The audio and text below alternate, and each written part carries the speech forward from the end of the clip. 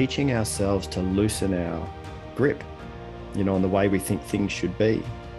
And that as a leader, really, it's not about having all the answers. It's about creating an environment where the people that you work with or who work for you can offer opinions or ideas or suggestions or crazy ideas that you wouldn't have come up with. I think if the broader the pool of input to a problem-solving situation, the better the outcome's going to be, or the solution. Yeah.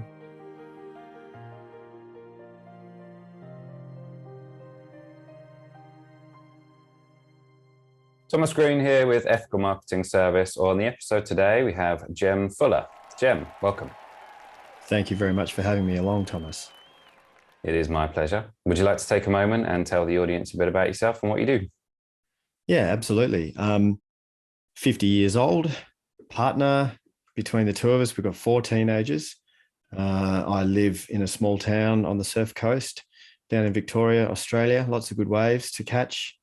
I work as a coach, essentially, leadership coach. My clients are executive and senior level leaders across government, private and not-for-profit sectors. That's the bread and butter stuff. I've been running leadership retreats in the remote mountains of the Himalaya in North India since 2014, and also in the jungles of northern Bali as well since that same time period. Recently published a book, The Art of Conscious Communication for Thoughtful Men, and a TEDx talk. 1. Open-mindedness matters. 2. Consideration matters. 3. Teaching the next generation matters. So yeah, happily busy, not busy as a badge of honor, busy as I love what I do, and I've got lots of it going on. So yeah, that's me. Well done for all that. Of all the things that you mentioned in your introduction, at least work-wise anyway, what do you tend to lead with when you're speaking to people about what you do? Depends who I'm talking to, and it depends whether they actually care or not. If it's just a throwaway question like, oh, hey, man, what do you do? But they don't actually care about the answer, I'll just say leadership coach. But if it's someone who I think is actually genuinely interested, we might dive a little more into the functionality of humans, especially leaders, because they have a ripple effect. We might talk about how important healthy workplace cultures is, because we spend a lot of time at work, and as humans, we need each other, right? We've only been able to evolve successfully through socialization and working in community. So there's, opportunity for us to get better at working together. If people are really interested, I talk about things that I care about, like, harnessing the power of diversity, and the difference when we disagree on something. That's where I'm interested. That's what I want to lean into, because, all the stuff we agree on, that's fine, that's easy. But when you and I have a differing opinion, to me, there's potential there for solving bigger problems. Okay. And the locations that you do your leadership coaching or your retreats, you said, yeah. What's the story behind that? Yeah, the main story is behind this little village in Himachal Pradesh, which is a state in northern India, directly north of Delhi. And I stumbled across this village back in the 90s when I was backpacking, and particularly this family that I fell in love with and ended up living with for 3 months initially. And then over the years, I've spent, a lot of time there. They've become my second family. But the first time I was living there, I was in my late 20s, and I just had this strong feeling I was going to take people there. I didn't know under what context.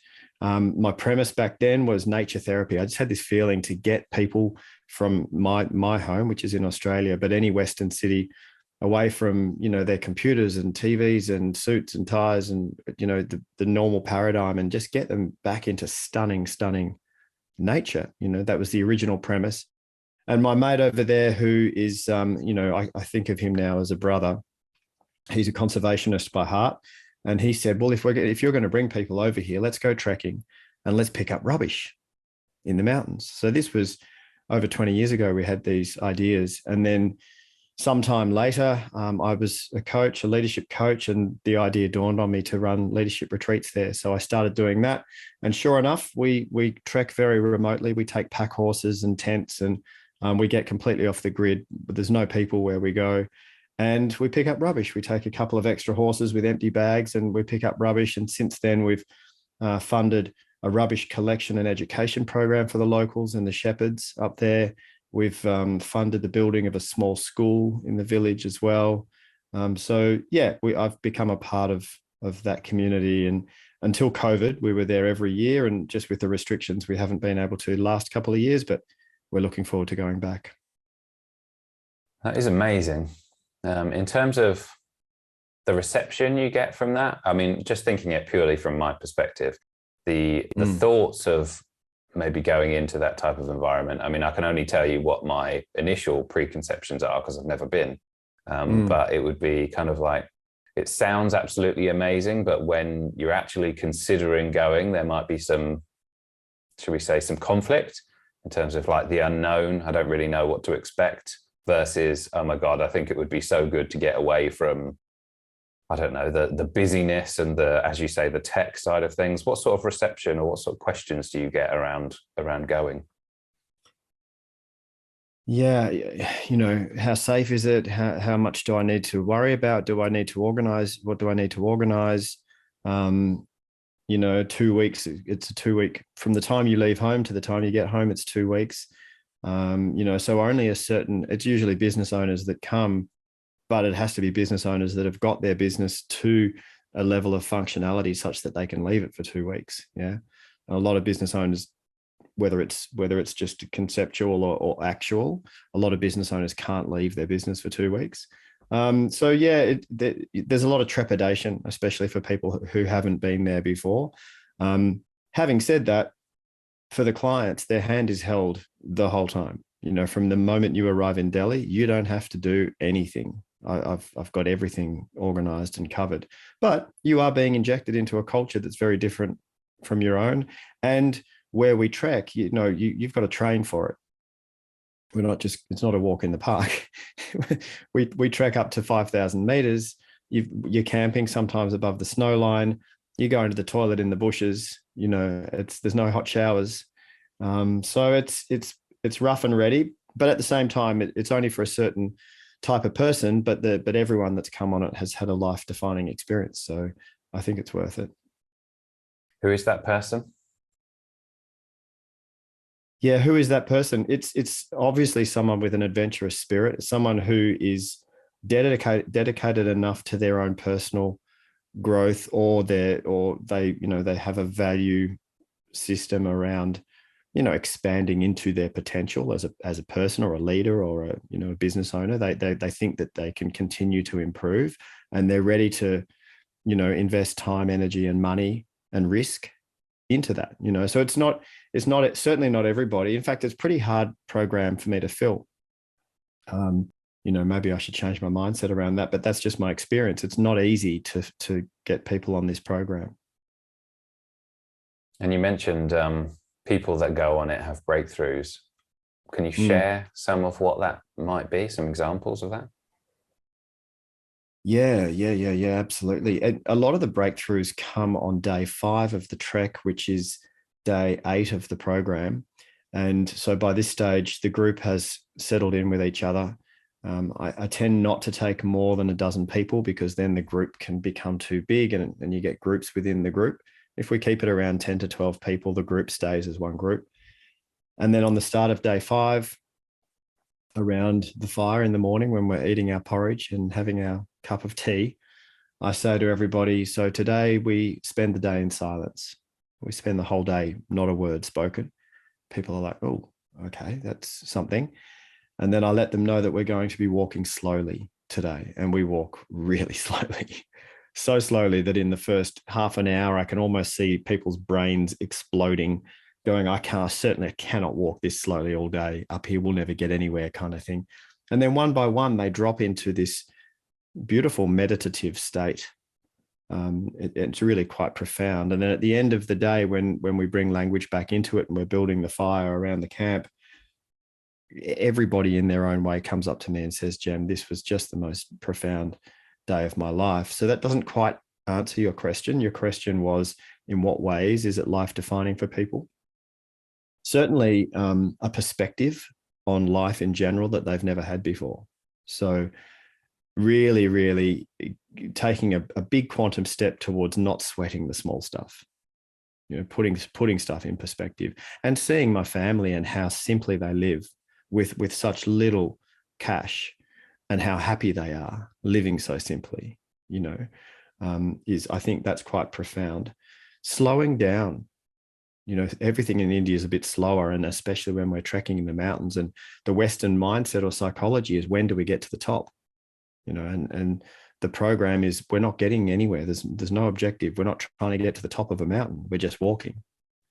So that in itself is a nice mind shift. And because they're experiencing this, it's not just like taking a bunch of executives to a conference room in a hotel and sharing these philosophical concepts with them.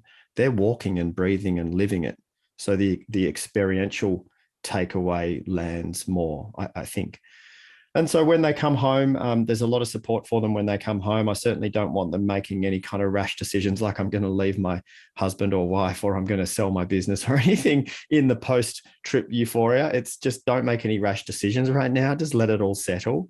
And they settle, and we stay in touch quite frequently for 6 to 12 months after the program.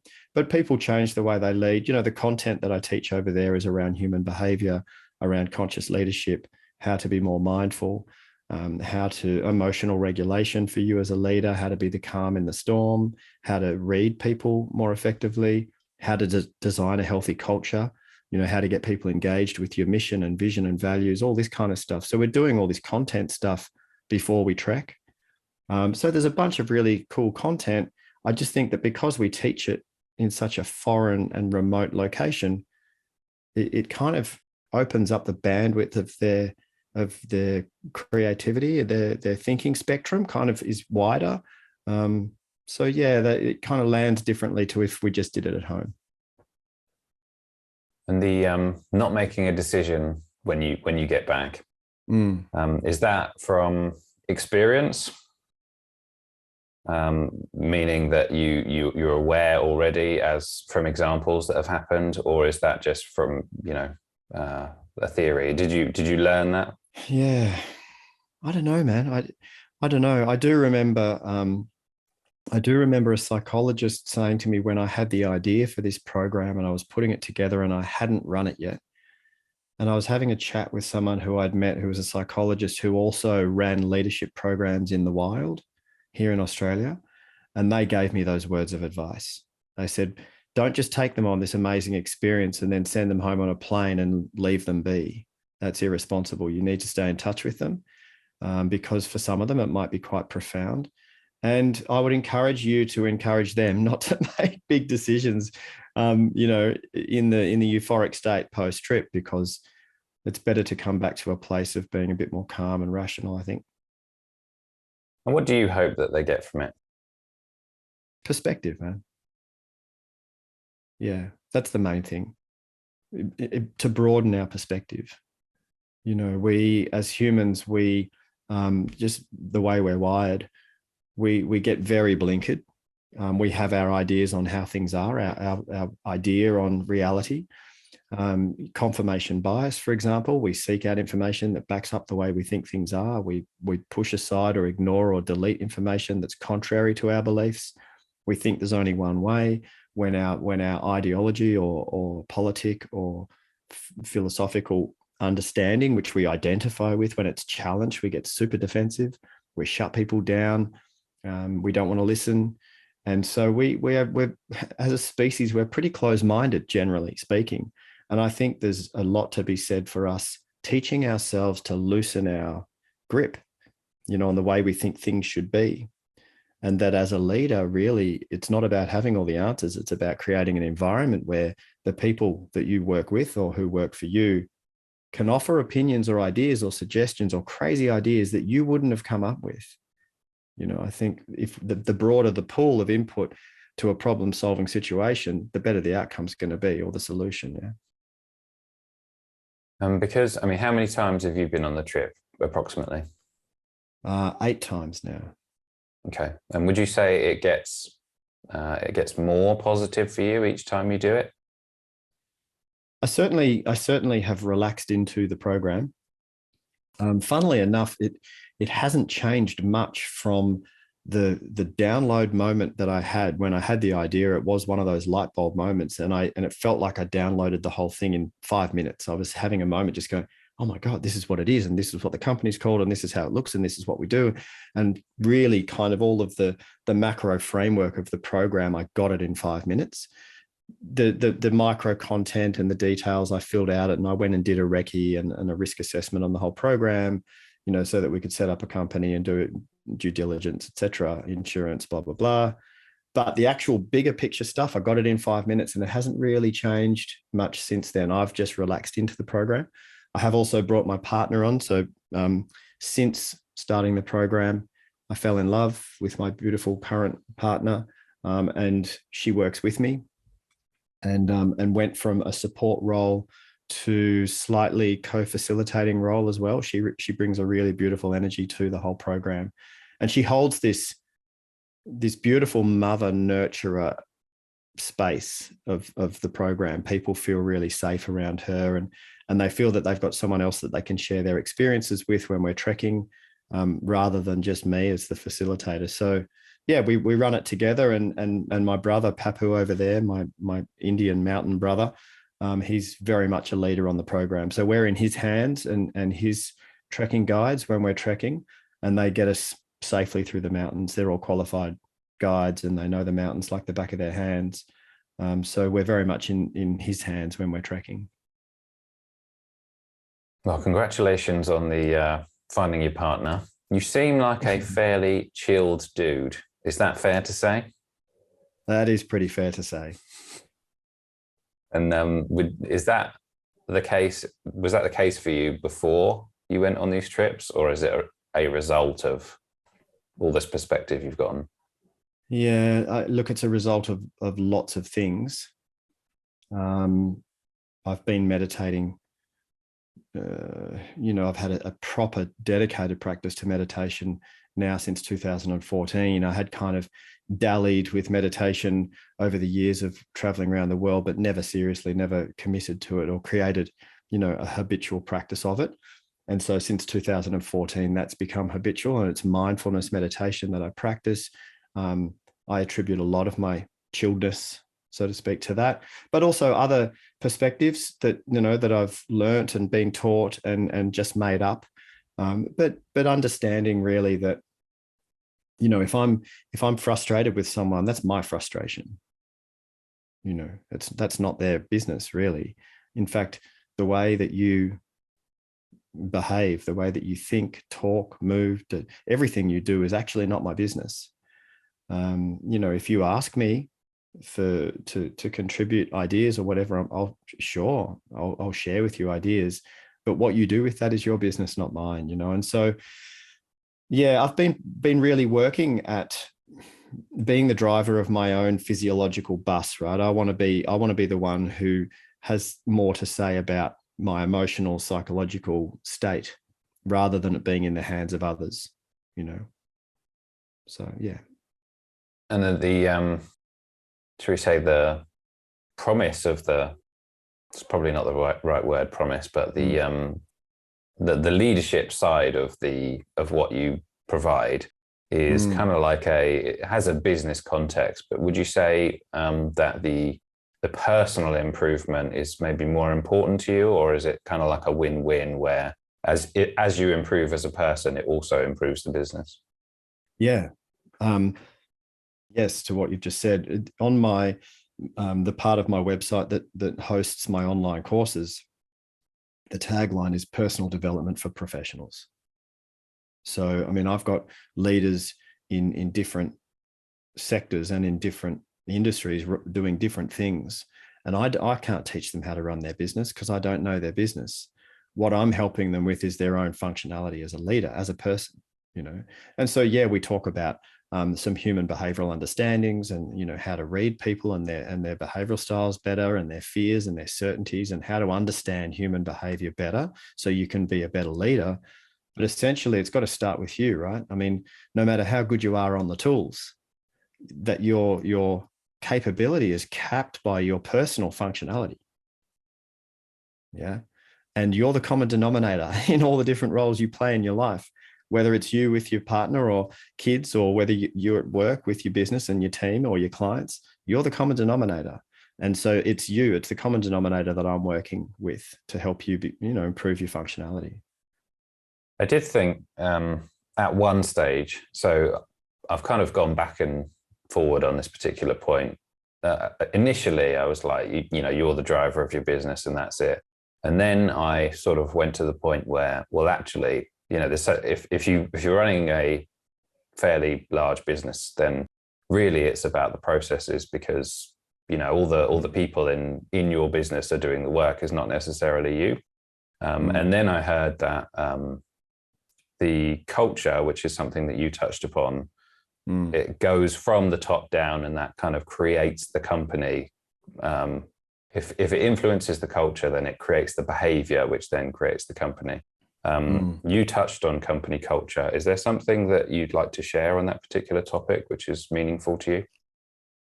Yeah, for sure. I think that culture and then systems, processes, these are the spaces that we should make our decisions in. We should be running our decisions as leaders through the litmus test of what is best going to serve our higher purpose as an organization. Why are we here? Why do we exist as an organization? What are our agreed values? How do we all agree is the best way for us to show up here? How are we going to get the best results behaviorally, right? And we've agreed upon that, and everyone's bought into that. And our vision, so 5-10 years from now, what do we want to look like? So this is the litmus test of the culture. And then the processes, what are the things that we comply to? What are the ways we do things that we've set up? First, you do this, then you do this. When this happens, you do this, blah, blah, blah, right? So when a decision needs to be made, it's made through these levels. And then when we execute the decision, so when we actually show up and do the do, that's down on the levels of implementation, which is the doing, the discipline of the systems. And then the P is the personal level, which is at the functional end of the spectrum of the personal level is emotional intelligence, consideration, care, compassion, all of these things. At the dysfunctional end of the personal spectrum is externalizing and blame and defensiveness and, the not so functional human behaviors, right? So all of these 4 levels of a business are as important as each other for different reasons. But certainly if we're making a decision, should we expand into this town and build another factory, or should we hire this person, or should we cut back the work, for any of the big harder decisions, the best decision will come from the culture and the processes. It shouldn't be personal, because we're serving the business. And this is just, if you don't mind me elaborating just a little bit on this, Thomas, for business owners who birthed the business, it was their idea, conception, and then through the gestation of it, and then the birthing of the business into the world, and they start it, and then they're raising this business from being an infant to being, a teenager, and then hopefully becoming an independent business that doesn't need them anymore, which is the idea of it. But understandably, they've very much identified with the business as being a part of who they are. So there's a tendency for business owners to take things really personally. If a team member turns up and is not showing up values aligned, or doesn't care about the business as much as the business owner does, or behaves in a way that's just unacceptable, the business owner takes it personally. How dare you do that in my business? And there's real opportunity for business owners to now separate and individuate, allow the business to be its own entity. You've created this thing, allow it to be independent, right? You don't need to take it personally when someone doesn't show up the way you want them to. Sure, you need to hold them accountable. Sure, you need to create an environment and systems that incentivize the right behaviors. And when people don't show up in the right way, sure, you've got to have conversations around accountability and support so that they do. But when they don't, you don't need to take it personally. It's not about you. We tend to take everything so personally.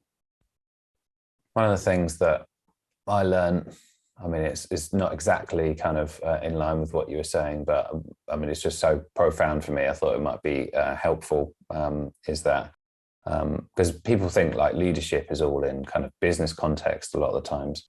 But for me, one of the biggest mindset switches I had on it was around looking at it the same way as you would parenting. So if I'm not mistaken, you in the beginning you said about the fact that you're also parents, is that right? Yeah. And if you use some of those same principles that you would in your business than you would in your personal life. I mean, you would, because there's no way you'd give up on like a child just because they weren't exhibiting the right behaviors. And I just taking those principles over from being a parent into your business, I just think it's like a complete mindset switch for me. What do you think about that? Yeah, I agree. It's funny, you know, when I bring up that analogy with leaders, they all kind of chuckle, and you want to be careful because you don't want your employees, the people that work in your business, you don't want them to think that you're calling them children, because they might get offended. It's not about that, but the parallels are there. They're really there. You know, kids will push the boundaries. Staff will push the boundaries. Kids are reliant on you to begin with until they grow up, you know, and staff, when people first come into your organization, they're necessarily reliant. They don't know what they're doing. But your job as a parent and your job as a leader is to help them have some autonomy, to help them become responsible, to help them, you know, feel safe to make decisions and look after themselves, and then become leaders within their own role. You know, there is a lot of parallels between the two for sure. And yeah, I didn't feel like it might be a bit of a cliche, but you know, that sort of hard-nosed business person who's just willing to fire people without much consideration. It really didn't fit me very well. Whereas the parenting type approach, it kind of fits me perfectly. So I kind of like that. Thank you for sharing all of your, not all, but a lot of what goes on with the leadership. What do you call them? Retreats? Is that what you call them?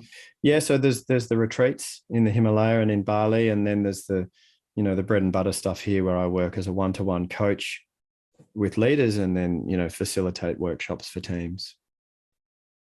Any examples you want to share of either from your one-to-one stuff or your retreats around how it's changed people for, you know, that you're particularly proud of? Yeah, man. I'm proud of helping leaders figure out how to become more human-centric. I think it's really important. I also think it's really important these days, the changes that need to happen and are happening. It's more than just equality in terms of gender equality. I mean, yes, gender equality is important. That's obvious. To me, it's obvious anyway. It's more than that. It's about feminine and masculine energy style equality, right? Because there's no point in us putting females into decision-making roles, which should happen, but there's no point in putting them into those roles, but not changing the structure and saying the only way you can be successful is as a man would, in a masculine way, right? That defeats the purpose. I believe we need to be bringing more feminine wisdom, feminine intuition, feminine human-centric care into our leadership decisions. You know, if there were more women running the world, there wouldn't be so many wars. There just wouldn't, right? But it's not that the women don't want the war. That's a feminine thing. It's more about nurturing and looking after the system, the community. And I think we need more of that. You know, it's necessarily from the past, it's been very masculine. Get the result at all costs. Hire and fire. No care, no concern, no parenting sensibility. Just get the result. That's a very masculine thing to do. And I also believe that men have access to feminine energy as well. And when I'm working with males, I'm coaching them to access that as well within themselves. You know, I'm coaching them around becoming more conscious, you know, becoming more mindful, becoming more human-centric. So, and I'm doing it reasonably well, apparently, because my clients say that's the changes that they experience. And so I feel like I'm on mission, man. I'm a big old hippie at heart. You know, I spent many years with dreadlocks, smoking weed in India and, you know, kumbaya kind of stuff, you know, and then found myself working through the corporate world and understanding that language as well. And I feel like I'm a bridge between cultures and, you know, and yeah, so my work is meaningful to me, and that's what people say that I do. So it's interesting to say that, you know, you were a hippie and then you found yourself in the corporate world, because how does that happen? Yeah, I was, many, many things. You know, I look back when people ask for my bio, I look back at it and go, how did I fit that all into 50 years? I don't know. But everything from tribal tattooist to fire dancer to motorcycle courier to kindergarten teacher in Taiwan, volunteer in third worlds, and barefoot backpacking, dreadlocked, and squatting as a punk in London, you know, in abandoned buildings in London, and all sorts of stuff I've done. And then I spent most of my 20s and early 30s just traveling. And then I became a father, fell in love and became a father. And this was the turning point you were asking about. So when we had our first kid, I was like, wow, crap, I got to find a way to support these little people. You know, I need some sort of job, career, you know, I better make a go of this. I've been this anti-establishment kind of bohemian bum cruising around the world all this time. I better kind of get real and play the game. So I didn't know what to do. I got a job with a travel company, because an international travel company, because I'd been traveling for so many years, and I did well. I put on a suit and tie, which was very foreign. All my friends looked at me and said, "What are you doing?" And I said, "I'm I'm getting a job, man. I'm going to support these kids and try and buy a house, you know." And so I spent 8 years with that company and climbed the corporate ladder. And the last 3 years of that, I was in a senior leadership role. I had 150 staff. My business that I'd bought into was turning over $100 million a year. And so it was lots of zeros at the end of the numbers. And there was one thing that I loved about it, which was the coaching, the leadership, the human behavior, all that stuff I loved. And the facilitation, you know, running workshops, and everything else just was so far against my values. But I'd convinced myself that it was fine. But it was all of the drive, the incessant nonstop pressure to grow net profit quarter on quarter on quarter. Like, if you're not growing profit, you're out thing, you know, hidden behind this facade of, oh, we're a beautiful company doing beautiful stuff. And it's like bullshit. You're just trying to make more and more money, more and more money, more and more money, you know, which is not just this company I worked for. This is the system, right? But I was in there, and I became very unhappy, and I was working ridiculously hard. But because I was out of alignment with my values, I was very, very unhappy, and I was drinking way too much booze. And I had 2 little kids and a wife, and I wasn't really ever really there present with them. I mean, when I got home, I'd change nappies and sing them to sleep, but my head was so far not there, because I was consumed with everything else that I was doing, and consumed with my unhappiness. And then I had my midlife crisis / awakening / opportunity in my early 40s. Lost my job, lost my marriage, lost my house, lost everything except the kids. Kept the kids, thankfully. And then had the opportunity, this was 9 years ago, had the opportunity to re-identify and have a second crack at it. Well, thank you for the story. When you were in the corporate world and you're getting all those pressures, were you feeling the emotional conflict, if you will?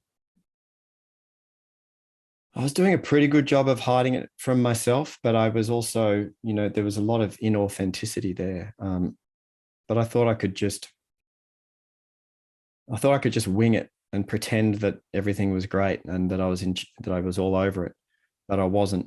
So I was feeling it. I was deeply unhappy, but underneath a thick facade, you know, and a blanket of shame as well, you know, just feeling a bit like a fraud. Yeah, like that. So, man, I wasn't happy, you know, I wasn't happy, but I was pretending even to myself that I was. And since my story and sharing my story, you know, it's amazing how many people come up to me and go, my God, man, I feel the same way. You know, I'm out of alignment with my values. I used to walk down the street when I was in this corporate role. I used to walk down the street in my local city, kind of head down, hoping I wouldn't bump into someone who one of my shops, I had 15 shops in my business, hoping that I wouldn't bump into someone who felt like they'd been ripped off by us because we were trying to make too much money out of them. You know, my phone would ring and that would trigger me to go, oh shit, who's trying to call me now? What do they want? You know, am I going to have to deal with another problem? You know, that was my life. And the last 9 years, I've flipped it, you know, because I'm living completely values aligned and I've got nothing to hide. I walk down the street with my head held high. You know, I don't mind who I bump into because I know I haven't done anything wrong to anyone or even perceptually, you know.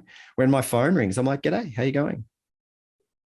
Right? It's a completely different way to live when you find a way to live values aligned, and you feel that there's a sense of meaning to what you do, and you've got nothing to hide. That's liberation, right?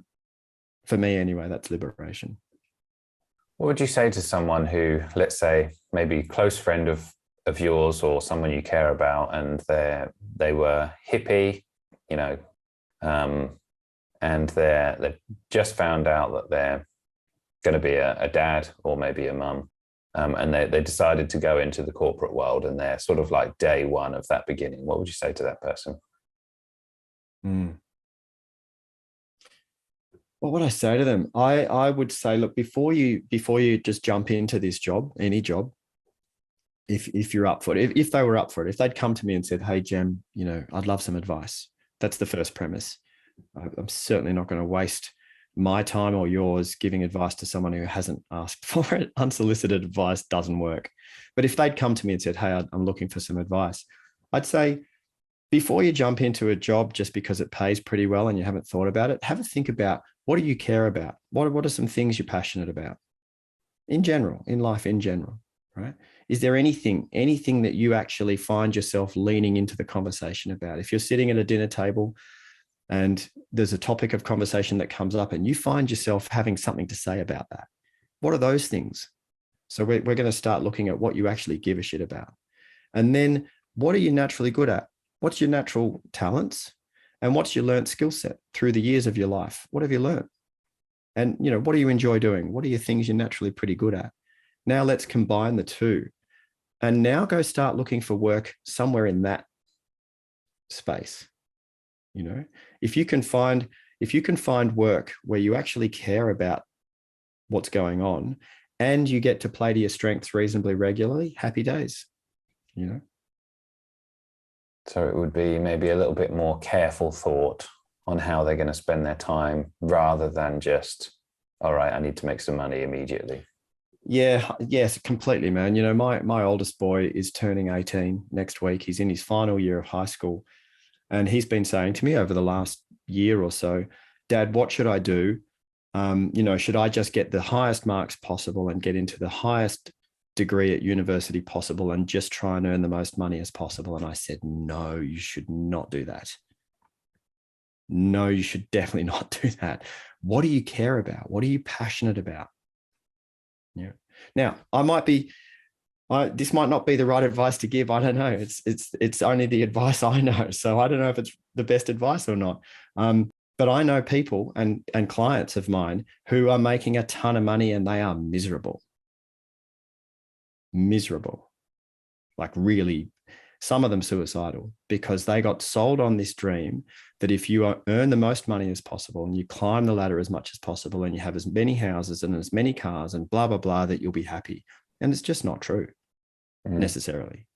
The weird thing about that is, I don't remember anyone saying it, but it's like a society, it's like hypnosis societally. It's like we all do it, or at least most of us do it anyway.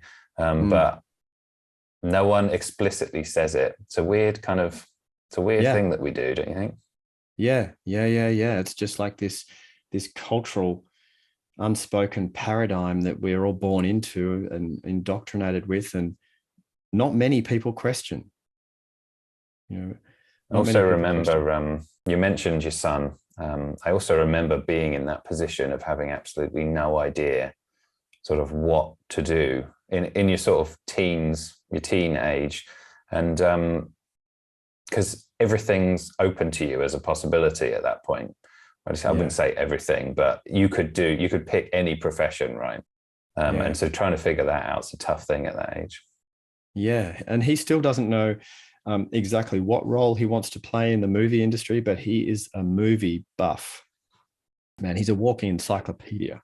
He'll tell you every movie that's coming out in the next few years and who directed them and who wrote them and who's in them and the budget and how they did on opening and blah, blah. And he doesn't want to be in front of the camera at all. He's beautifully and very happily introvert and quite cerebral, but he loves design. And I said, mate, you know, it'll just follow your passion.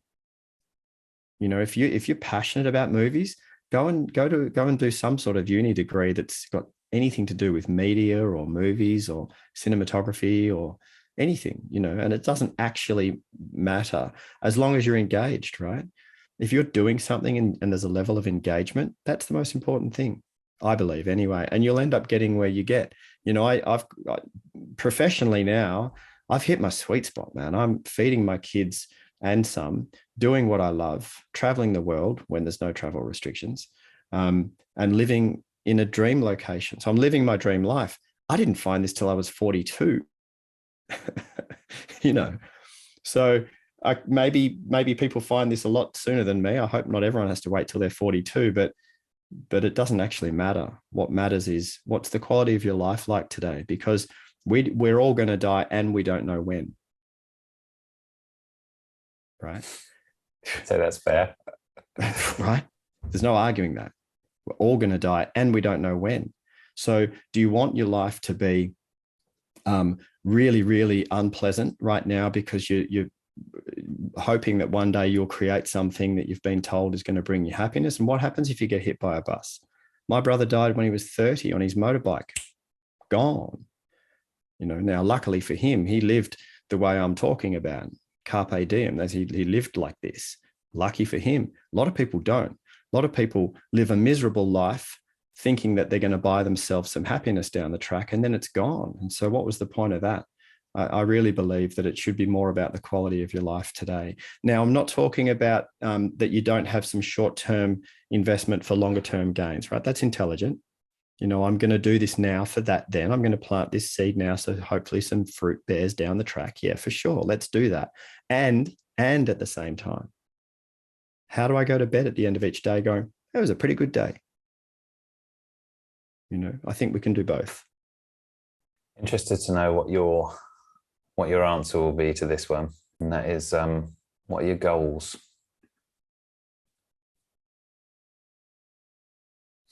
I know what the goals are. Written down. Yeah, written down, and vision board, and daily affirmations, daily. I do all the stuff to give me the best chance of manifesting stuff, which includes taking functional action, a lot of action.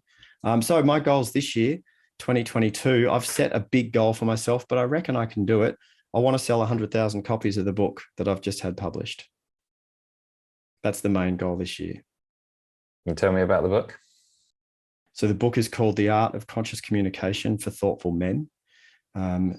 It was only released in November, and already I'm getting some really lovely feedback from it.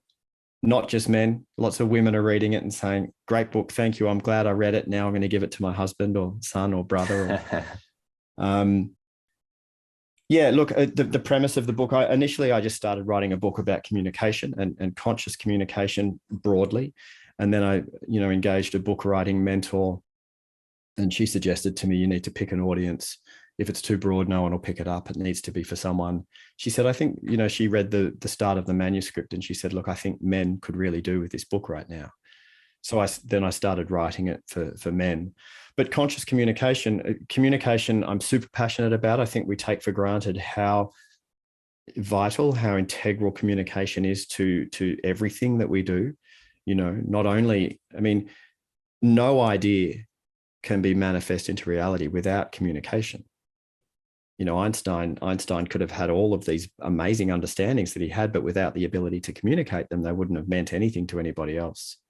So it's communication is the bridge between isolation and connection.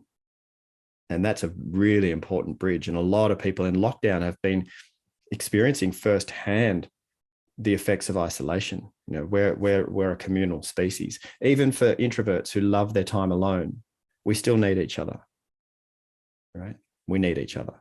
And without communication, we don't have that. And solving the biggest world problems, pandemics, global warming, inequality, these big world problems, without the ability to communicate and harness the power of diversity. You've seen the TED Talk. This is what I talk about in there. We're not going to solve those problems. So communication is massively important. And at the moment, we're watching it deteriorate, right? Not improve, get worse. these people who are identifying with a politic or an ideology and are just shouting at each other. And that is, you say I'm a chilled dude. That frustrates me, man. I'm looking at humans going, oh my God, humans, come on, what are you doing? Seriously. On the one hand, we are such an incredible species, and on the other, we are so stupid. Anyway, breathe, compassion, love. But I'm watching people shouting at each other and trying to cancel each other, which is just not evolving the situation at all. So it's only through improving our communication, our discourse, that we can solve these bigger problems. That's why I think it's so important, Thomas, that you're doing what you do, that other podcasters are doing what they do, which is literally just having conversations about stuff that matters. I think it's really, really important, the work that you do. So I'm passionate about communication and passionate about us becoming more conscious. So being more conscious is just quite simply being more aware. And being more aware in any form of communication is, rather than being trapped in your ego, your sense of identity, and defending your point of view, that you can create the ability and then practice the ability, teach yourself how to elevate beyond your sense of identity and be more conscious of the bigger picture of the communication. Leaning in, seeking to understand when you're listening, rather than queuing up to get your point of view in, or to rebut, or to agree, or to, rather than queuing up, to just, whoa, hang on a sec, nothing to defend. Let me really try and seek to understand where this person's coming from, and what are they wanting to communicate? Maybe it is something as literal as directions. Maybe Thomas is saying to me, Jem, when you get down here to my town in south of England, take the first left and then the second right. Maybe it's just literal directions you're trying to communicate with me. Or when my partner is sitting with her head on my shoulder, crying, what's the communication there? It's not literal, it's more energetic. So seeking to understand, right? And serving the purpose of the communication rather than the individuals involved. Anyway, I'm going on a little bit, but you got me onto a topic I'm passionate about. No, it's great. And I do think for anyone watching, they should check out the TED Talk, because I think it's great. And just, were you happy with it when you watched it back? Yeah, man. Yeah, I guess so.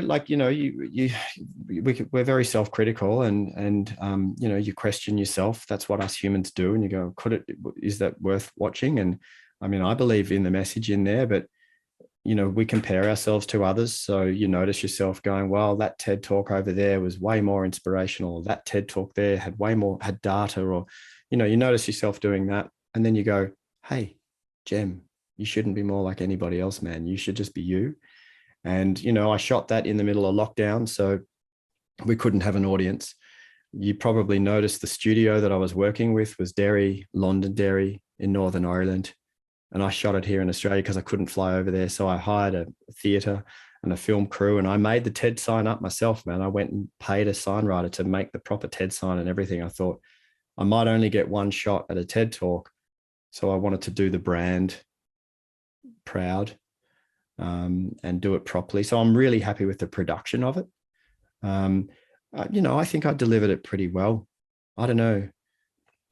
56,000 people have watched it. That's better than 10. Yeah, well, I do think if you're trying to do something and you're trying to make yourself proud at the same time, I think that's the best way to go about it, because it's not a good feeling when you look on back at something and you think, I regret not working like a little bit harder on that. And if you've done everything you can, I think that's a good feeling. So well done. Thank you. Yeah, you're right. I did everything I could. I've watched some other TEDx talks come out through COVID, and there are people, in their study at home with their iPhone set up and perhaps maybe a green screen behind them. And fair play to them, good on you for getting your message out there. But I looked at that and if I did that, I wouldn't be happy with it. I'd be like, I should have put more effort into it. So I'm happy with what I did. Yeah. Thank you. Good. If people want to connect with you, buy the book, or maybe even travel to Delhi, who knows? Where should they go? Jemfuller.com. That's you can find everything there. The book, my courses. You can reach out and contact me. I'm pretty accessible. If you don't want to go to the website, Insta, Facebook. I don't spend much time on Facebook, but my team do marketing on there for me. LinkedIn. I'm probably a little bit more present on LinkedIn, and it's all just Jem Fuller. You find me pretty easily. Well, for people watching, please review the links. And Jem Fuller, thank you for your contribution in general, and thanks for being a great guest. And thank you so much for having me on, Thomas. I really appreciate it.